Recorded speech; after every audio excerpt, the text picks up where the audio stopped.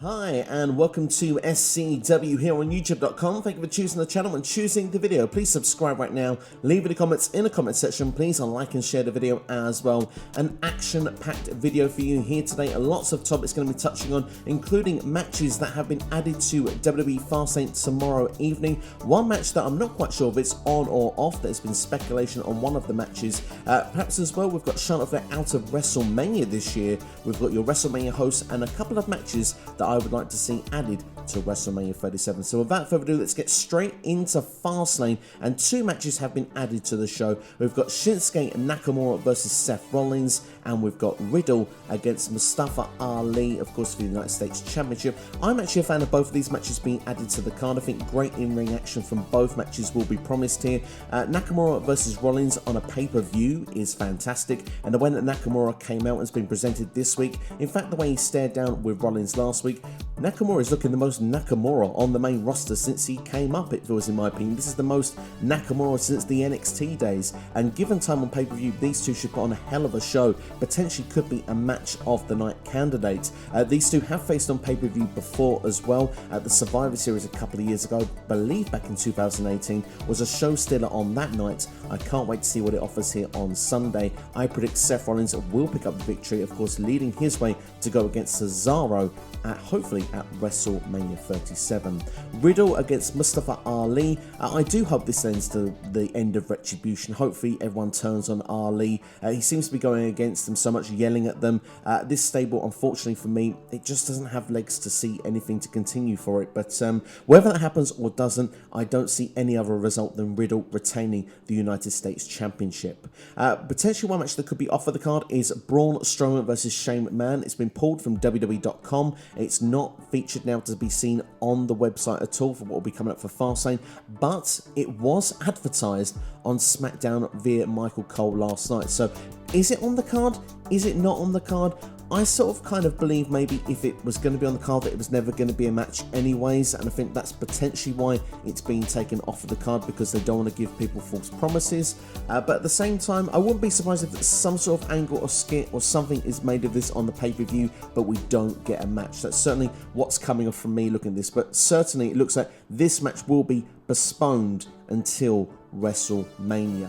Drew McIntyre and Sheamus has been confirmed as a no-holds-barred encounter that will be taking place, of course, this Sunday. Originally it's scheduled for a one-on-one match. I do think we needed some form of stipulation for this match. I would have liked to have seen 3 stages of hell personally, because we've not seen it for a long time on the main roster, but now we've got more matches added on the card. I do think that perhaps it would have taken up too much time. A no-holds-barred match does seem to suit quite well for this stipulation, I do feel. And I would have even said one other one that could have worked quite well would have been Hell in a Cell, or even Last Man Standing would have been 2 worthy candidates, but this will give us hopefully a conclusive finish. I do expect Drew McIntyre to still pick up the victory, and of course then he'll be on the road to take on Bobby Lashley at WrestleMania. The big question will be is if Lashley will be in attendance, and will he be taking out Drew McIntyre after the match? We'll have to wait and see this Sunday.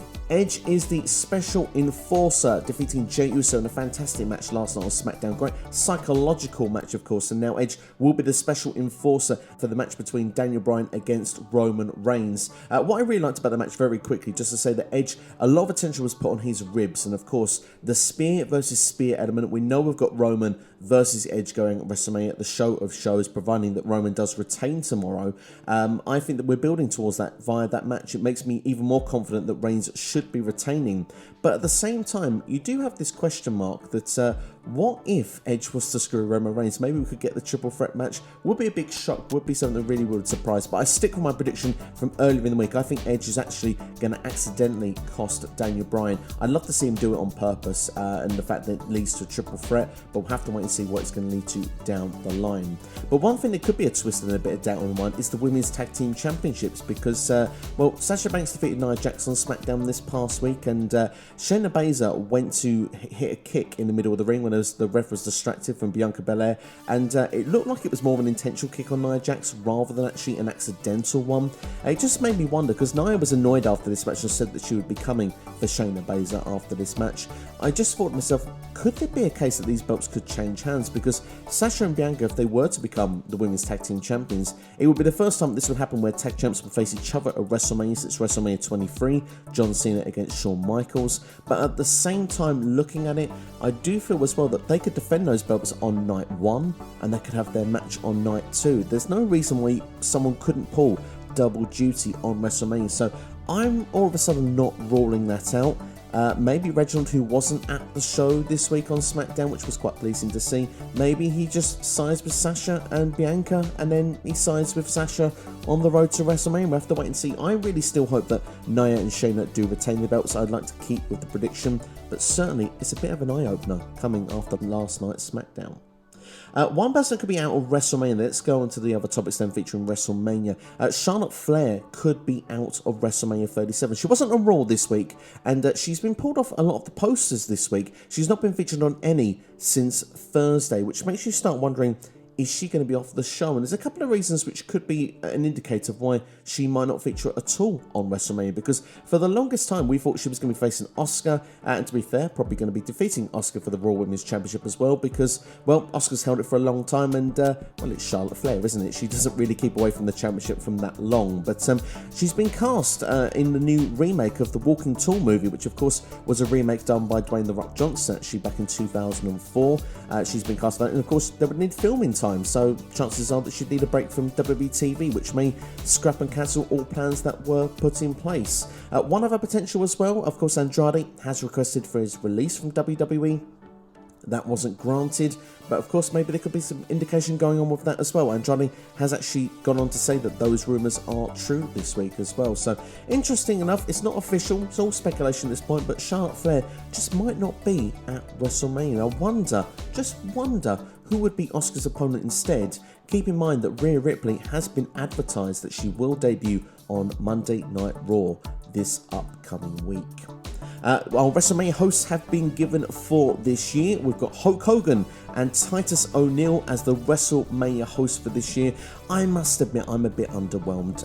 Take the politics out of it. I'm not going to go into the details of that, but I mean, for me, Hogan, I just don't see what he brings to the table at this stage of the game, and I do recognise that without the very early WrestleManias, we probably wouldn't have WrestleMania today without Hulk Hogan. But at the same time, I mean, you look back to Legends Night this past January with the H-Phone and stuff, I just don't see what he brings to the table. And Titus O'Neil, bless him, I think that, you know, he'll probably do an alright job. But for me, this just an underwhelming announcement. I feel for me this is political more than anything. I don't really need to see it. I think there could have been people on the roster that were benefited more. And one name that I think is perhaps not a name-worthy name, but I think could have done a great job as the host, I think would have been Billie Kay, because her comedic value is very good in WWE. It could have been on the resume, building up to WrestleMania. I just think there could have been some comedy skits and comedy value, something that you need, a refreshing break between matches. I think Billie Kay would have been amazing for that role. So I'm just going to throw out that I think she should have been in the role instead. But maybe, just maybe, I'm just someone that's probably going a bit out there, because WWE, I imagine, would want people with name value in that role. Something that Hogan definitely provides. Titus O'Neil, a great ambassador for the company. I'm sure, hopefully, they'll do an alright job, but for me, as I say, I'm a bit underwhelmed. Last but not least, then, a couple of matches that I'd like to see added to WrestleMania. I did mention earlier on that I think Cesaro versus Seth Rollins will happen at WrestleMania, as it's not happening at Fastlane. I think it's going to be a great match if that is put together, because, I mean, this is Cesaro wasted potential against Seth Rollins. If it does happen, Cesaro, for me, could be a star-making night in performance, could even push him on towards the main event scene on SmackDown going forth, and Seth Rollins being angry with the amount of, times he was spun this week. He said on SmackDown he was spun the last time 22 times. Maybe the King of Swing will actually swing Cesaro more than anybody in history. I'd be excited to see how that's going to play out. I think after SmackDown this week, I finally understand what Seth's been going on about when he wants people to embrace the vision. I think he doesn't want people to get blinded by his suits. They are questionable taste, to see the very least. I don't know what you thought of seeing the one he was wearing this past week on SmackDown. I certainly think it was probably a questionable decision, to say the very least.